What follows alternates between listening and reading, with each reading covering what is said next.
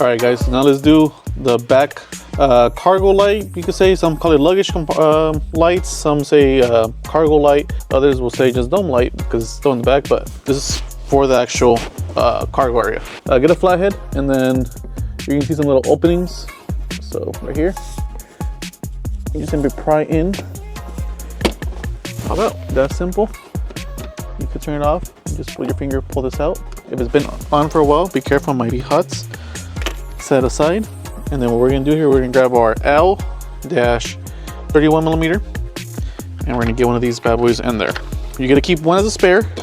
Unfortunately, we don't sell these in single packs, but you gotta have one as a spare for 10 years from now when you need to replace it. All right, so you get one. Again, the light is off. So I'm gonna wedge in, pop in. From there, I like to always scoot it to one side. It comes on.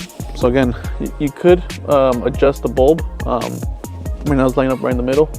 So if you want to bring it more outwards, you can, and this will light you up more this out. I'm gonna focus more on lining up this area, so I'll bring it down just a bit more. There you go, that's perfect.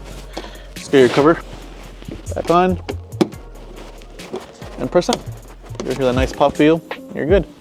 That's on all the time. That's door when the door's open and off. So make sure, I always leave it on right in the middle. All right, guys, so now we're gonna do the reverse lights on this vehicle. The reverse is right here, right in the middle of the outer, or the middle of the inner tail lights. You can tell right away because it's clear, the rest is the red. To access that bulb is very simple. You wanna get a flathead or any pop tool, go in here and just pry down. Set this aside, and then you have this only single bulb here. Twist it, pull out. That is a 7440 single filament. Pull this out. And now we're gonna be using our L2-7443. There's no A, no R, just L2-7443, and we're gonna pop it in. I am gonna remove this particular housing out, just to kind of show you guys how it goes. So the bulb just simply inserts in. If you guys are gonna be installing our L2 series, I do advise these are very tight. So you may wanna push against and pry. You guys can tell it is a tight fit, even then it's still not fully seated. So just give it a good push. There you go. That's all the way in. Now let's just plug it back in and reconnect. Same way you took it out, will be the same way you put it back in. Line them up, make sure the tabs are aligned, twist them. Very simple. Once you're done with that, you just simply put your cover back on. So make sure the guides are going in guide. You have two, which go in here.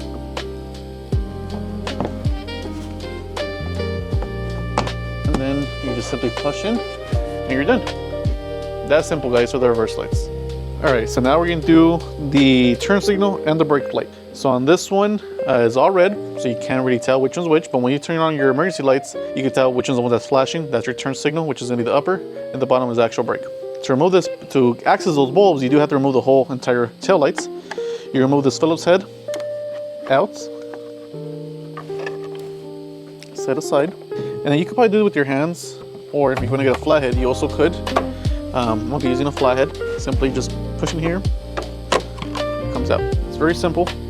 You're going to set it aside for now, and then you're back to two either 8mm or Phillips head screws that you're going to take out.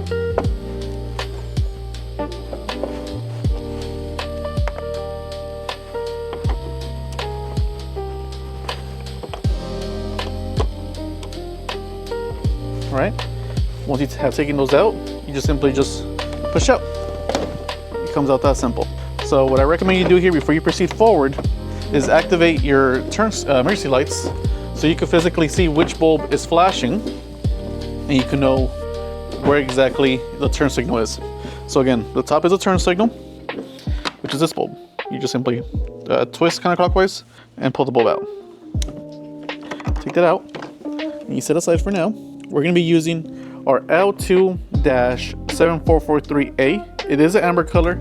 Yes, we understand this is a red housing, but when this gets emitted through this lens, the color is red. And there's, again, no issues whatsoever. So disregard the color. You won't guys have any issues whatsoever. You can simply just push in. And again, this is a very tight fit. So just give it a good push in. You see the bulb is flashing. You back in the housing.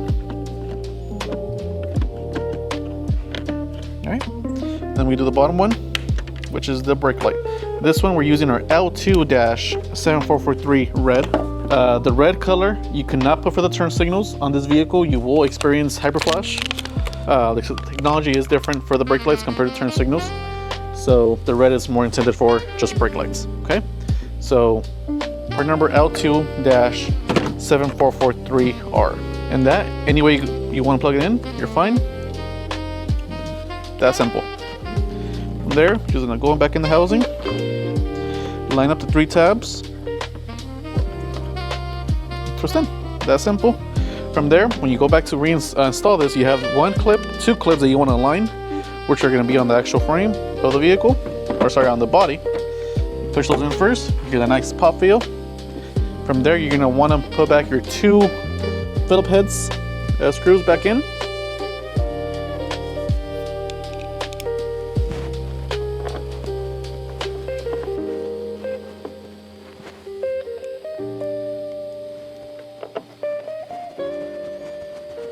And again, just give it a good lock. You're done.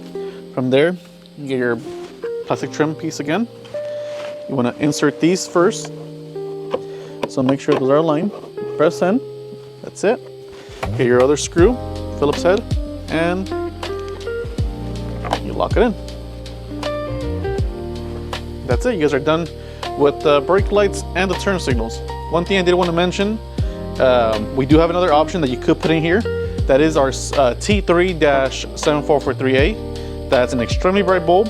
It will also work, but we're giving you guys options. If you guys don't, this is half the price in the T3. If you guys wish to go with this one, it also is it works fine, no hyperflash whatsoever. If you wish to go with something a little bit stronger, more power outputs, that's our T3 series, only for the turn signal, guys. Only for the turn signal. So we're gonna be changing out the turn signal. Here's your regular incandescent bulb. Here we're gonna take this out. On the previous clip that we did, actually, we showed using our L2, but after testing, you're gonna have to use a T3 for the turn signal.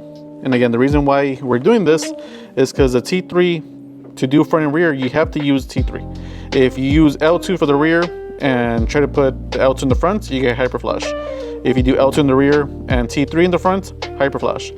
L2 in the rear only works if you leave the halogen stock. If you touch it and you put anything else other than the halogen, you get a hyperflash.